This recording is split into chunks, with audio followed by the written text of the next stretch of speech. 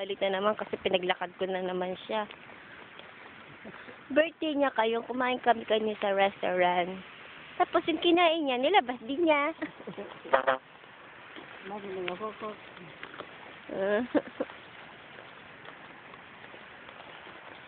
Yung mga puno, tulog na.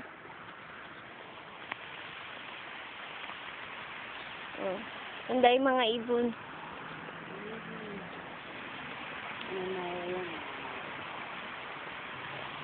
Sabi ni nanay, yung mga dalag daw dito.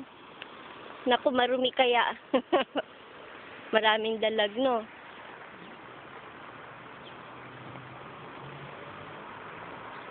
Ala, maraming uban.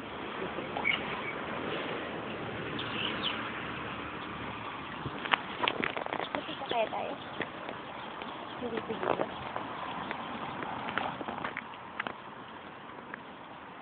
Ay, pula-pula talaga ng ano, oh. Napakapula. Kala mo.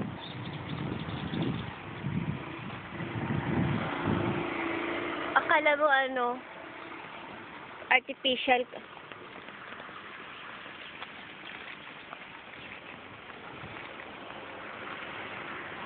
Yan, magsalita ka nga.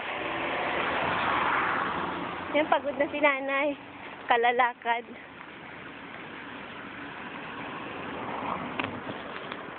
Wala.